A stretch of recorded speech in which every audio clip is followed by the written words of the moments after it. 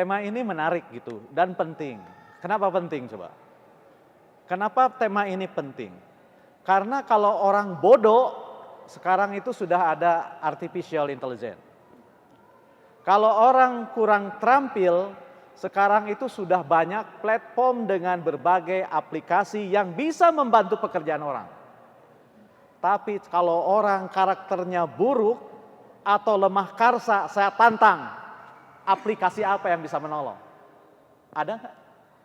Aplikasi untuk meningkatkan kesolehan, aplikasi untuk meningkatkan kuat karsa, ada nggak? Nggak ada. Itu yang pertama. Yang kedua, itu jadi sudah selesai jawabannya sebenarnya. Sudah selesai karena kecerdasan manusia tidak bisa menciptakan platform dengan aplikasinya untuk memperteguh karakter, apalagi karakter religius Islam di sini. Meskipun kalau kita mengaitkan dengan internet itu netral-netral saja. Netral saja, coba kita lihat. Dalam mitologi Yunani ada yang disebut dengan Dewa Janus. Dan internet itu sering digambarkan sebagai Dewa Janus. Dewa yang menghadap ke kiri dan ke kanan. Artinya internet yang menjadi dasar dari semua platform itu punya sifat bisa dijadikan sebagai ladang kebaikan, bisa dijadikan sebagai ladang kejahatan sedahsyat-dahsyatnya. Jadi fair-fair saja. Nah, lalu mengapa kita perbincangan ini? Mari kita coba kecenderungannya kemana nih? Era digital yang bertumpu pada internet ini. Misalnya saya ambil 3 kasus saja, punten pangersa. Yang pertama, atas ayat Doharu fil Bari wal Basri, salah seorang sahabat Abu Bakar radhiyallahu anhu menafsirkan, katanya ayat ini yang dimaksud dengan daratan itu adalah lisan. Dan dia maksudkan katanya dengan kata lautan itu adalah hati karena luas dan dalamnya. Kemudian Abu Bakar bilang, apabila lisan orang tak terjaga seperti yang dikatakan Pak Rektor tadi, maka akan banyak hati-hati yang terluka. Dan ketika hati lautan ini rusak, maka malaikat akan menangis menyesalinya. Pertanyaan saya, apakah perkembangan media digital hari ini memancing munculnya lisan yang tak terjaga atau mengendalikan lisan? Dan apakah media digital hari ini mampu menjadi alat penjaga hati atau jangan-jangan perusak hati? Ayo, siapa yang bisa jawab?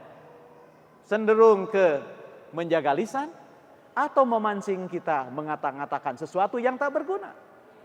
Itu yang pertama. Yang kedua misalnya, saya ambil dari Nasoihul Ibad. Katanya, karena saya bukan kiai, jadi saya nggak boleh, harus nun sewu dulu, pangersa. Katanya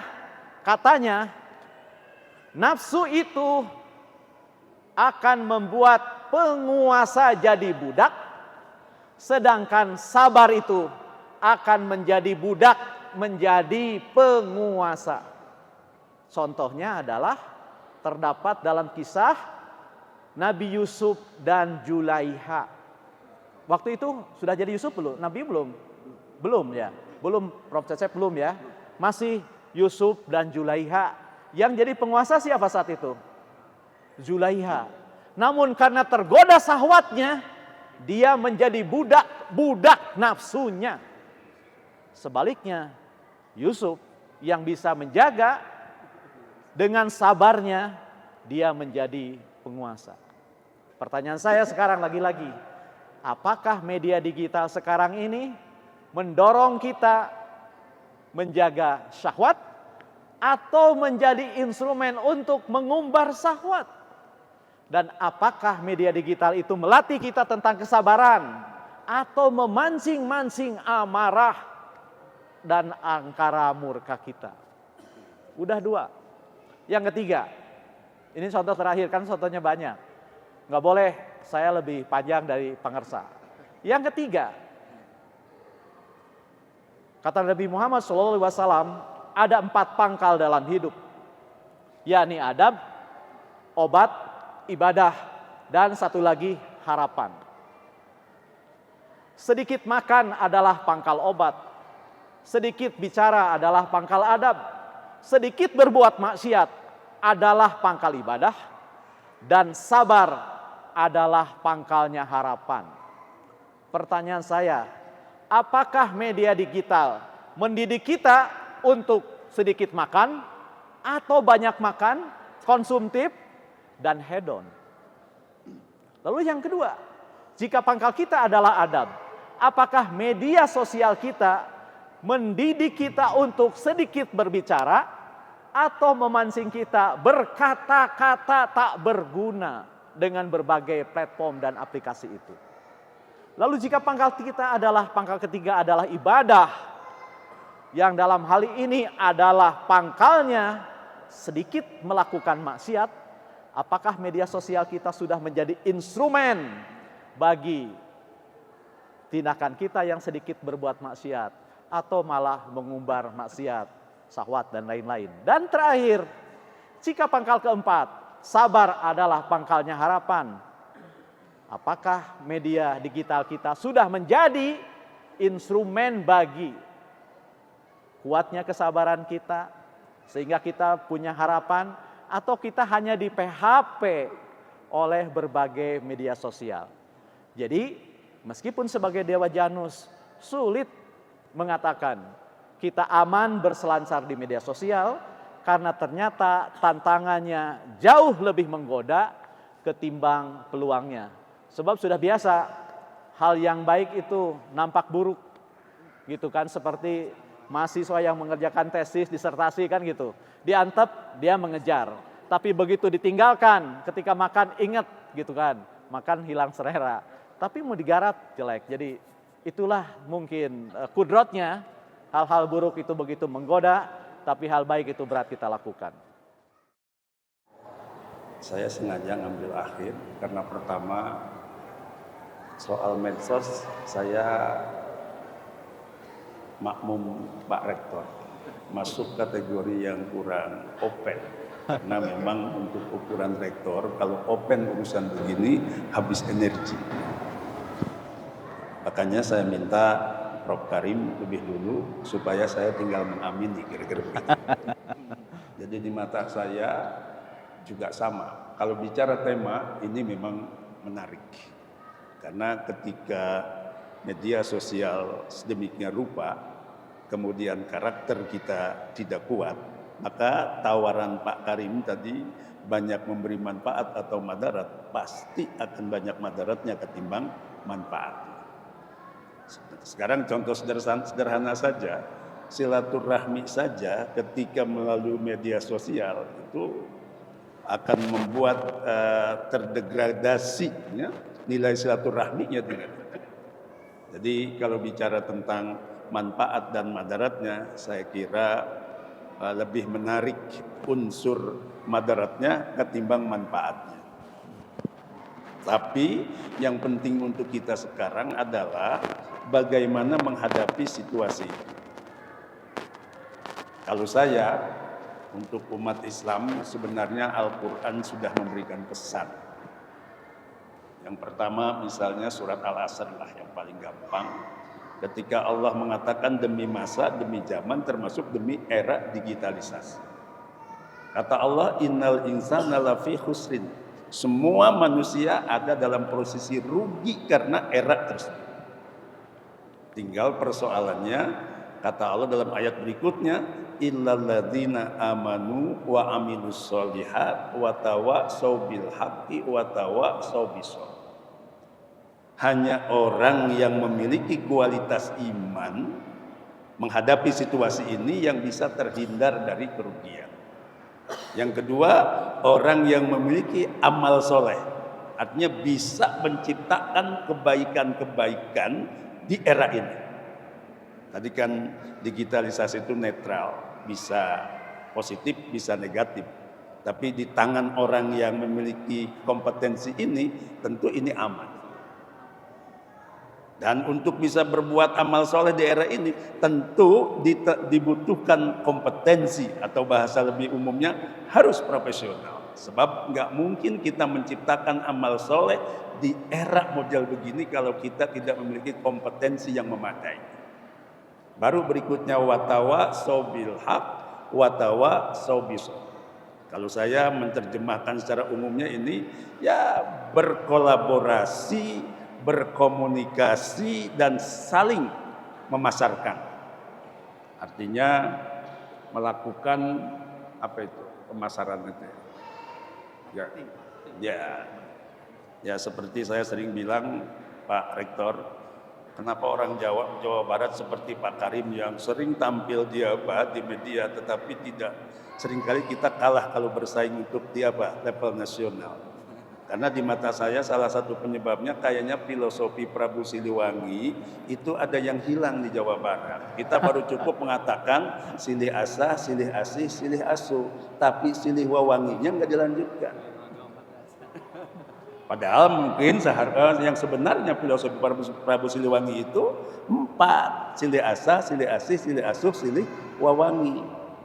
Maka dipakailah oleh sang Prabu menjadi apa? Namanya. Karena itu endingnya diasah, diasih, diasuh pun kalau enggak dipromosikan, kecil kemungkinannya untuk diketahui kehebatannya. Jadi kita perlu mengadakan kolaborasi kelihatannya Pak Rektor meneliti tentang filosofi Prabu Siliwangi. Supaya nanti kita deklarasikan robah dari 3 jadi apa? 4. Supaya orang Jawa Barat enggak seperti yang sekarang ada gitu ya. Nah, jadi saya kira itu ininya yang penting kita bangun karakter. Hanya persoalannya yang sering jadi pertanyaan saya, bagaimana membuat atau melakukan pendidikan keimanan di era digital. Nah, ini yang nggak pernah kita diskusikan secara serius. Sebab saya kira kalau pendidikan keimanan seperti yang kita lakukan selama ini tidak diaktualisasikan sesuai dengan eranya, saya kira mungkin nanti akan semakin berkurang anak generasi kita ini yang memiliki kualitas keimanan yang tinggi. Jadi yang berat buat kita ini sekarang adalah bagaimana melahirkan model pendidikan atau istilahnya keimanan di era digital. Kalau tidak, justru nanti melalui media ini lebih banyak yang membuat keropos keimanan ketimbang kuat keimanan. Dan sekarang saja izin Pak Rektor, saya jadi ketua panitia pendidikan kader ulama yang biasanya hanya dilatih seperti begitu saja. Saya minta kemarin tuh pendidikan ini harus fokus tidak lagi kepada materi tertentu, tetapi lebih kepada bagaimana kita bisa melahirkan kiai ulama yang ahli di bidang ilmu tertentu. Saya sepakati tahun pertama ini ahli tafsir. Tapi tafsir yang berbasis digital. Maka saya minta karena calonnya 40, maka 40 itu harus ada laptop 40 dan mereka diberi semua. Sehingga nanti kitab tafsirnya nggak perlu kitab tafsir yang biasa kita beli beberapa juz itu pasti mahal biayanya. Cukup menggunakan aplikasi Maktab Syamilah. Cuma dari sekian waktu itu ada 1-2 bulan si santri di-endorse soal apa? IT. Kan jangan salah, ustadz kita itu banyak juga yang masih gaptek. Jangankan bisa membuat animasi gitu ya, ngidupin saja masih kesetrum kan gitu. Nah ini kan harusnya apa? Diolah. Sebab dugaan saya Pak Rektor, kalau kita enggak ikut campur untuk membuat kiai di masa yang akan datang, kita bisa kehabisan stok. Kenapa? Sebab umumnya sekarang orang enggak tertarik jadi kiai. Bahkan kiainya juga sudah bosan jadi kiai. Maka ikut nyalon apa? KBH. Macam-macam lah. Ada yang jadi wakil bupati gitu ya. Dan boleh dicek. Hampir rata-rata kiai anaknya juga nggak calon kiai.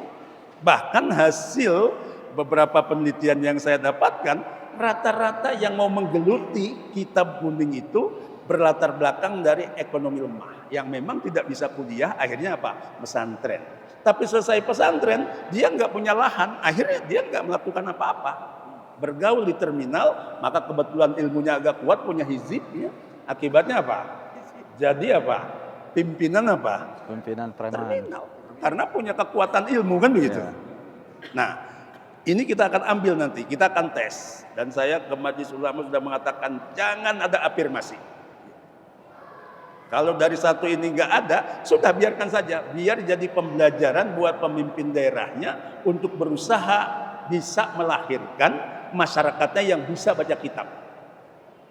Termasuk juga harus jadi apa? Saya sering bilang juga sama teman-teman yang bisa baca kitab, coba cari terobosan bagaimana bisa belajar kitab kuning tidak memakan waktu yang cukup lama.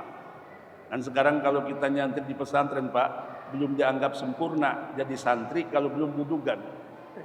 Jadi waktu yang lama hidup di tempat yang apa? Kurang bagus, ini kurang sehat. Nah, ini kan harus dipikirkan oleh kita. Ada enggak sih treatment yang bisa baca kitab dalam waktu yang apa? Singkat tapi tepat.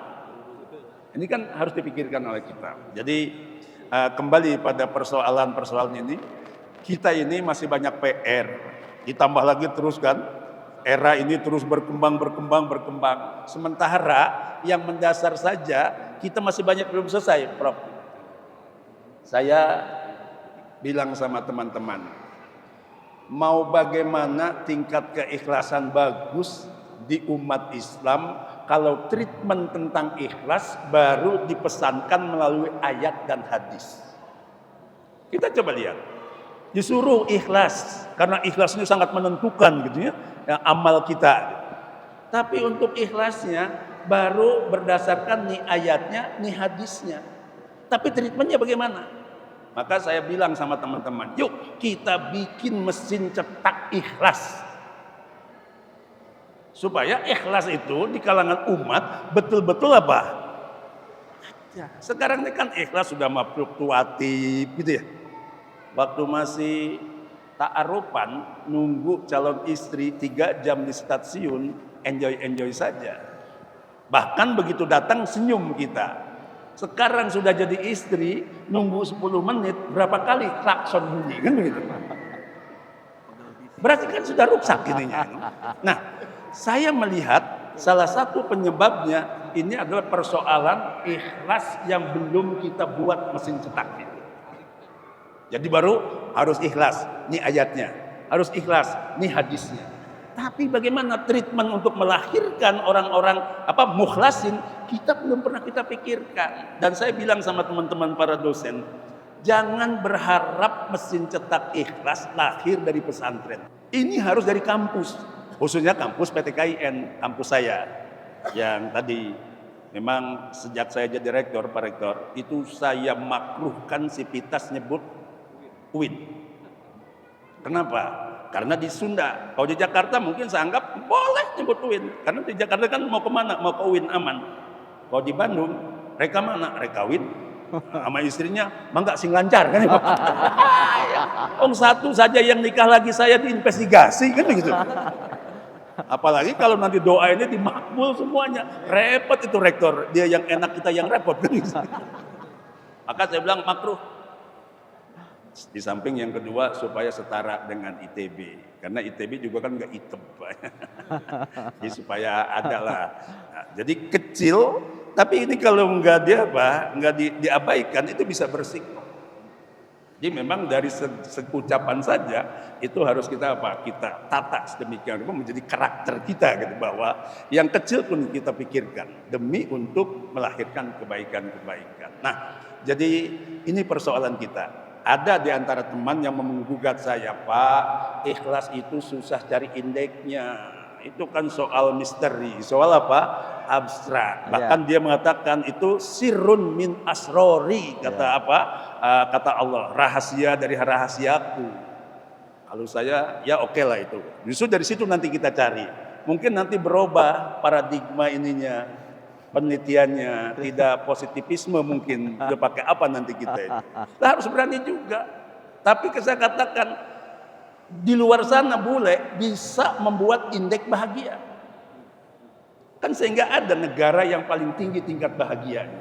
Jadi kalau mereka bisa melahirkan itu, kenapa kita nggak bisa melahirkan indeks bahagia? Apa indeks ikhlas? Sehingga nanti kita bisa ukur kampus mana yang paling tinggi tingkat keikhlasannya. Nah kalau saya ya UIN, karena apa? Ikhlas beramal kan begitu. Tapi baru motonya Pak, baru motonya. Tapi misi yang mau saya sampaikan soal ini kan masuk peradaban Islam juga yang nggak pernah kita bereskan. Dari zaman dulu Pak itu. Ikhlas itu baru nih ayatnya, nih hadisnya, tapi belum ada mesin cetaknya. Kita mungkin bisa ambil contoh Renal Kasali rumah perubahan gitu ya. Bagaimana itu konsep rumah perubahan? Nanti kita juga buat kayak Renal Kasali itu intinya untuk rumah ikhlas. Jadi kalau keluar itu ikhlas jadi. Dan jangan salah, kalau ikhlas dimiliki oleh umat, saya kira Indonesia yang mayoritas umat muslim itu nggak nunggu 2045 jadi hebat. Dalam waktu cepat bisa terjadi asal ikhlasnya kuat. Kenapa? Sebab di Al-Quran itu kan ketika setan iblis suruh menyembah, kemudian nyembah Nabi Adam mereka nggak mau, kan dikutuk iblis. Begitu dikutuk iblis, jadi makhluk yang terkutuk, kata iblis, ya saya terima. Tapi dengan catatan Tuhan kasih waktu saya. Mau ngapain? Mau ngajak yang menyebabkan saya terkutuk anak Adam supaya terkutuk, kan begitu. Nah, begitu sudah mengatakan begitu, tapi ada kalimat di ayat tersebut, illa ibadaka minhumul mukhlasin. Kecuali hambamu yang ikhlas, aku ampun tidak bisa ngajak dia menjadi terkutuk. Jadi iblis saja sudah ampun-ampunan menghadapi orang yang ikhlas. Nah sekarang ini kan kenapa negeri ini yang begitu kaya segala macamnya tetapi masih banyak hutangnya dan banyak masalahnya, karena dihuni sama kita-kita yang keikhlasannya masih bermasalah. Kita kan masih gampang, jangankan oleh iblis bosnya, setan kecil aja bisa mengganggu kita kan gitu. Sehingga banyak penyimpangan-penyimpangan yang diganggu sama setan kecil. Padahal kata iblis kalau ikhlas ampun tuh nggak berani. Nah atas dasar itu maka menurut saya membuat mesin cetak ikhlas dalam konteks melahirkan peradaban Islam yang baru ini menjadi sebuah keniscayaan. Ya jadi gini, tadi dicontohkan ikhlas. Lalu bagaimana menumbuhkan kultur ikhlas? Jadi saya punya pengalaman ya ketika bapak saya sakit, ketemu dengan dua orang yang datang dari dua lingkungan yang berbeda. Satu lingkungan kampus, satu lingkungan pesantren. Ketika ketemu dengan orang dari lingkungan kampus, dia nanya gini, Rim, bapak gering? Iya, saya bilang. Mohon, saya bilang. Di mana? Di rumah sakit. Ya sok doakeun sing cager, bejaan mun aya naon katanya. Satu mikir, geus pugu gering gitu ya. Udah jelas sakit kok. Kasih tahu kalau ada sesuatu. Maksud saya mungkin menunggu bapak saya maut kali ya gitu. Itu kali ya. Itu mungkin itu gambaran ikhlas di kampus. Nah, kemudian sore hari ketika saya di rumah sakit, ujung-ujunglah ditelepon oleh Kiai Encep dari Musyahadah. Ayi di mana? Iya asli lah telepon Akang katanya gitu. Akang abdi nuju di rumah sakit Kang. Sasa nu teu damang cenah. Pun bapak tungguan Akang ayeuna datang kadinya cenah. Ya Allah langsung dia datang. Langsung ngadoakeun, kemudian dia berangkat ngaji karena memang dia mau pengajian. Sampai ngajinya telat sedikit gara-gara nengok orang tua saya. Itulah ikhlas. Nah, kembali ke tadi. Saya siang ini tidak bermaksud untuk menawarkan pesimisme karena nggak boleh dilarang sama presiden. Kita dilarang pesimis. Tapi saya hanya ingin realistis saja. Tadi Pak Kiai sudah menggambarkan bahwa memang cenderung mudorot. Tetapi saya ingin mengajak, mari kita lakukan 3 hal untuk mengamankan perselancaran kita di media digital ini. Yang pertama, modalnya adalah cerdas.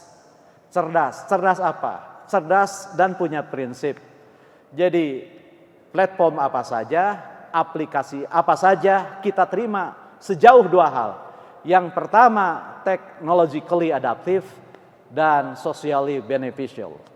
Jadi secara teknologi adaptif, tidak kuper, tidak mengurung diri, dan secara sosial bermanfaat. Kalau tidak bermanfaat, tinggalkan saja.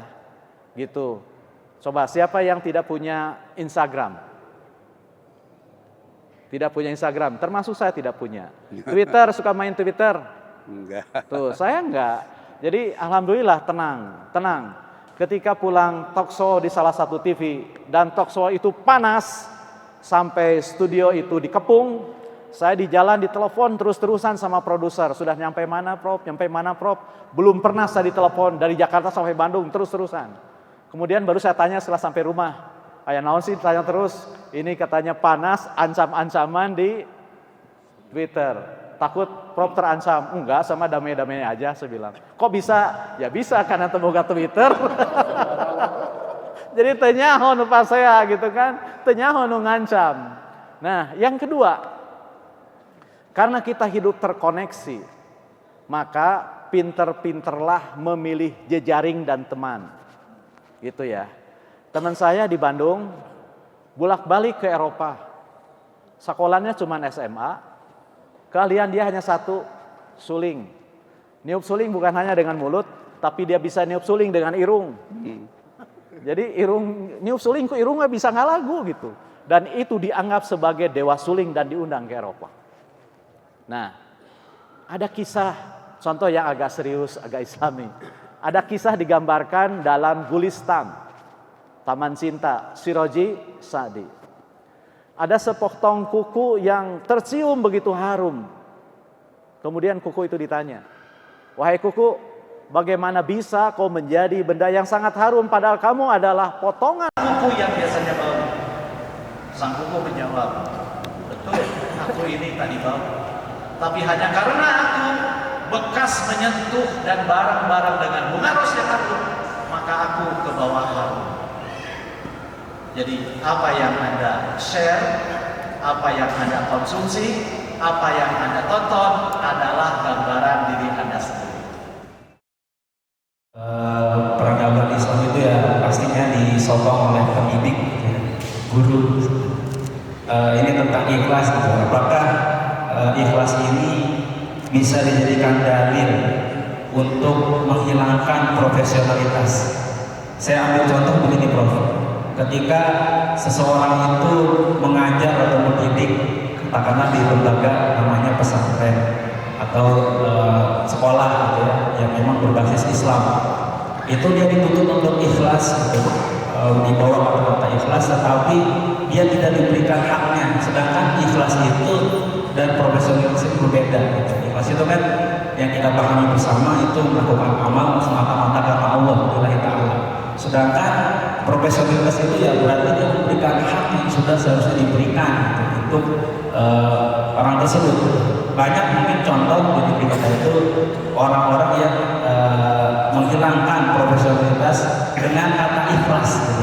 Bagaimana pandangan Prof dengan hal ini gitu? Menurut perspektif saya, profesionalitas itu harus diawali dengan ikhlas buat kita sebagai muslim. Nah, ikhlas itu tidak berarti seperti yang dipahami. Kalau ikhlas kemudian clear semata-mata karena Allah, ya, termasuk sekolah saya mah ikhlas. Nanti kalau Pak Rektor mengeluarkan ijazah, saya nggak butuh. Nah, itu menurut saya bukan begitu.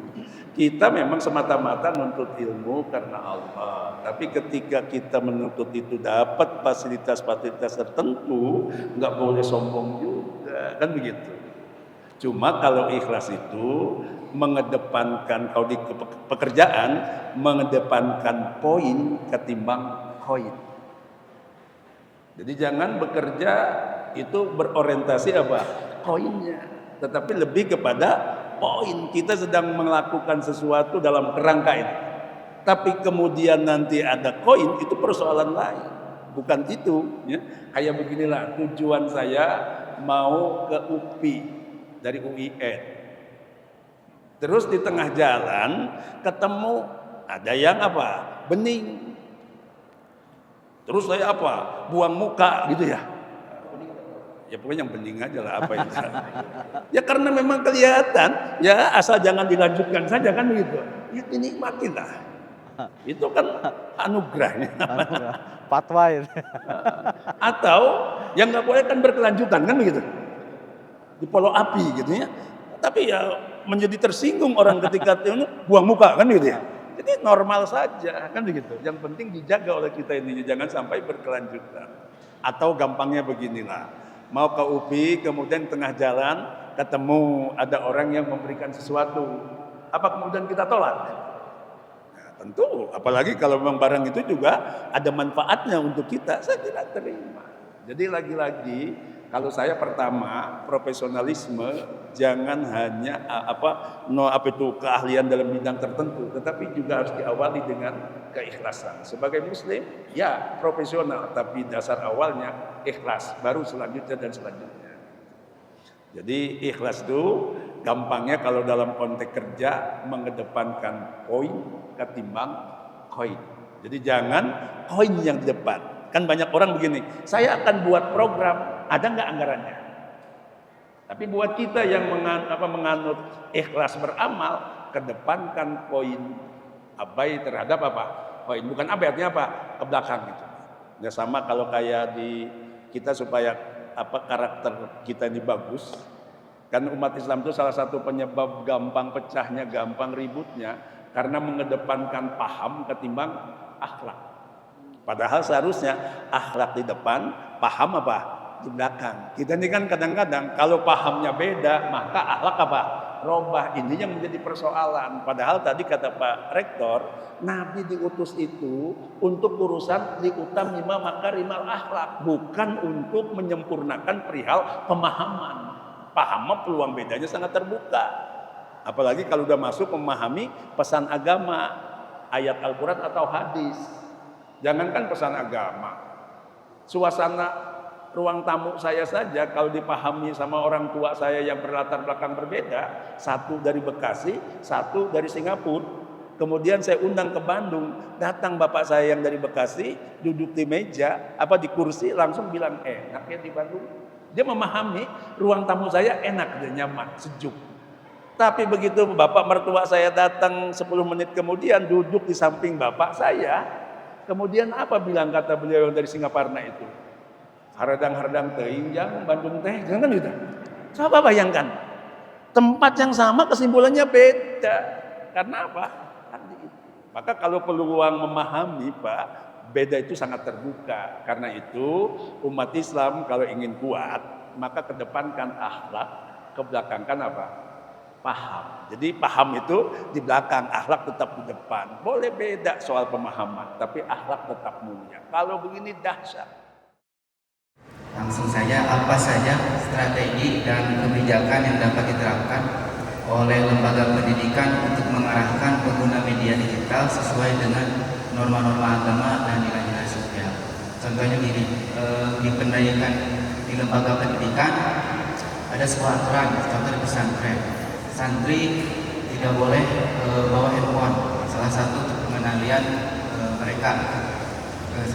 Terus ketika ada yang bawa handphone misalkan diambil, disita, bahkan di salah satu lembaga pendidikan sekolah saya pernah lihat handphonenya itu dihancurkan di depan semua siswa.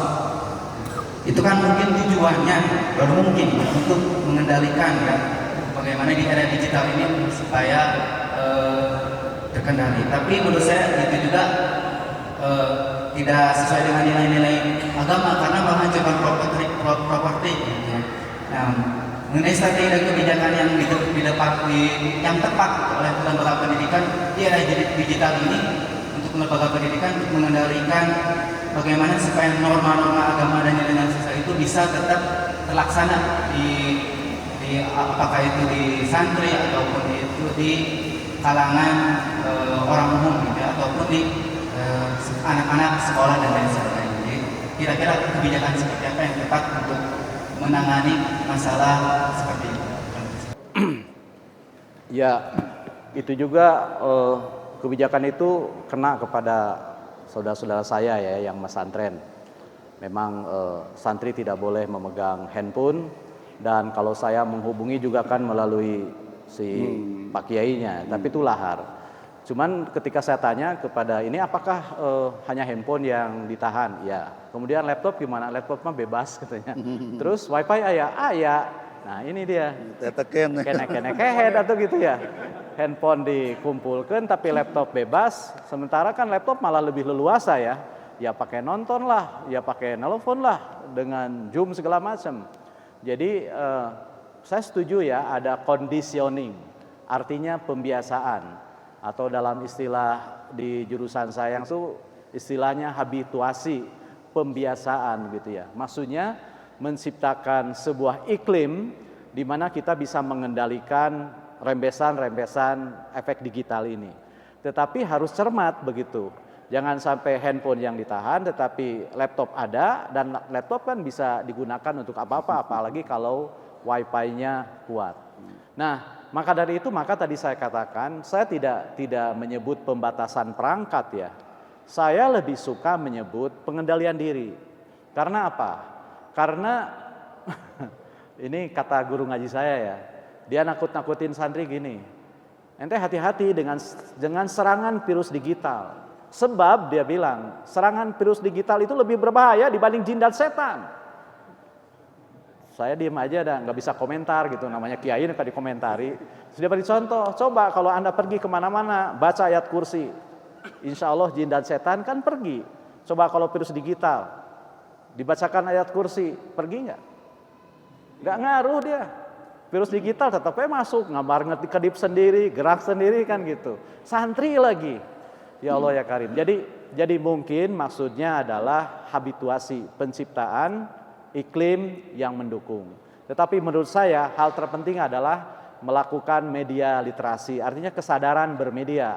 Contoh begini, bukan hanya santri, semua orang kan ketika tampil di media maunya itu kan hanya dipuji, hanya disanjung kan begitu. Padahal media sosial itu medan yang sangat bebas.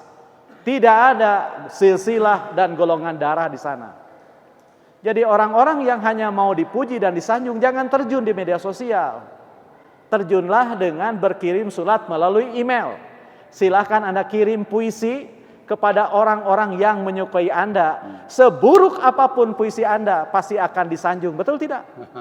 Karena yang Anda kirim orang-orang yang menyayangi Anda. Tapi kalau Anda ngirim bikin puisi, Anda share aja di media sosial kemana-mana, termasuk jatuh kepada mantan Anda. Dan apa kata mantan Anda? Seganteng-gantengnya mantan, tetap aja jelek kan gitu ya. Jadi menurut saya itu juga yang pertama itu. Yang kedua, karena media sosial tidak berjenis kelamin, tidak berakidah gitu ya, tidak bertuan, maka satu-satunya cara kita yang membatasi sesuai dengan kebutuhan saja. Sesuai dengan kebutuhan saja. Dan kalau kita sedang gundah gulana, emosi segala macam, jauhkan saja itu. Karena kalau kita marah, yang keluar adalah amarah kan gitu ya. Dan itu tadi Pak Rektor mencontohkan bagaimana para leluhur mengendalikan emosi kan begitu ya. Sebab sekarang kan saya ngajar sospol, disangkanya sosorongot popolotot gitu. Padahal sosiologi politik. Tetapi ya iyalah zaman sekarang itu kan zaman sospol. Siapa yang ingin tenar, ingin viral kan gitu ya. Buatlah kontennya tidak usah bagus, justru konten yang viral, yang buruk kan. Itu yang pertama. Yang kedua, nah ini dia. Yang kedua, nah kita tetap waras saja lah. Meskipun kan ada pejabat, saya kritik dia, saya ingatkan. Katanya inilah gaya media sosial. Saya ini guru, saya sadar karena saya guru, saya adalah guru TIK. Tetapi ketika saya bermedia sosial, kalau saya ngomong dengan sopan santun, akan dibilang inilah guru yang ahistoris gitu. Guru yang tidak sadar dia ngomong di mana. Nah ini yang salah. Jadi maksud saya meskipun media sosial seperti itu, ya tugas kita menjaga tetap waras begitu. Nggak usah ikut-ikutan seperti itu. Atau diam sama sekali. Jadi memang saya setuju gitu ya. Harus kita pertanyakan, apakah ikhlas bisa diajarkan? Nah ini juga akan mengundang debat yang panjang. Karena beberapa orang percaya bahwa nilai-nilai itu tidak bisa diajarkan. Tapi harus dipungut sendiri. lewat beberapa simulasi, apakah berupa cerita, apakah berupa kasus, mungkin aplikasi, mungkin contoh. Jadi kecuali untuk hal-hal yang bersifat prinsipil, doktrin bisa. Tapi selebihnya memang harus dipungut sendiri melalui sebuah stimulus, rangsangan, pengkondisian agar mereka menerima gitu ya, menerima, meresapi sendiri gitu ya. Tidak sebatas mengajarkan pengetahuan. Mungkin itu yang dimaksud oleh Tom Nichols bahwa matinya kepakaran, matinya ilmu. Sebenarnya bukan matinya ilmu, tapi yang mati adalah pengetahuan karena sudah banyak mesin-mesin pencari, mesin-mesin yang bisa memberikan sesuatu. Tapi ilmu kan bukan pengetahuan, sesuatu yang mendalam, sesuatu yang mendasar, apalagi kalau sudah menyangkut amaliyah. Dan saya memaknai religiusitas bukan sebatas ilmu, bukan sebatas keyakinan, tapi juga religiusitas itu menyangkut tentang tindakan dan konsekuensinya. Termasuk juga tentang ihsan, tentang keunggulannya. Hanya apabila kita bisa memadukan pengetahuan, keyakinan, mengamalkan dan sadar akan konsekuensinya, maka keunggulan akan kita dapat. Terima kasih. Jadi kalau saya harus memberikan closing statement, menyarikan apa yang disampaikan oleh Pangersa itu hanya satu frase saja. Mari kita amalkan dalil dan jangan mendalili amal. Terima kasih. Yuk kita mulai memahami pesan agama itu diaktualisasikan. Sebagai contoh misalnya, kalau bicara fardu kifayah yang dikerjakan oleh orang lain itu kita menjadi bebas, yuk kita luaskan. Selama ini kalau kita bicara fardu kifayah, ditanya apa contohnya, pasti ngurus orang apa? Jenazah. Berarti fardu kifayah baru dikasih contoh urusan mati. Belum kita buat contoh bicara tentang fardu kifayah urusan hidup. Nah ini kalau yang saya cermati di ajaran-ajaran agama kita, itu banyak ajaran yang sebenarnya strategi orang mungkin orientalis nih, untuk membuat kita lemah. Nah, Bapak Ibu bisa cek di kitab-kitab fikih, kalau contoh fardu kifayah pasti ngurus apa? Jenazah, belum ngurus yang soal-soal kehidupan. Sehingga akibatnya semacam teknologi kita hanya mendiskusikan barang jadi yang dibuat oleh orang, tapi kita sendiri belum pernah berpikir untuk bisa membuat barang tersebut. Mungkin kalau barang tersebut kita yang buat berbasis karakter yang apa? Yang Islami mungkin. Kalau Islami pasti relatif lebih banyak manfaatnya ketimbang apa? Madaratnya. Saya kira itu. Jadi di samping jangan mendalili amal, tetapi yuk kita amalkan apa? Dalil, tapi lebih lanjut ketika kita menginginkan dalil, yuk kita tingkatkan. Bukan cuma urusan kematian, tetapi juga urusan kehidupan. Supaya umat Islam sukses dunia dan akhirat. Terima kasih.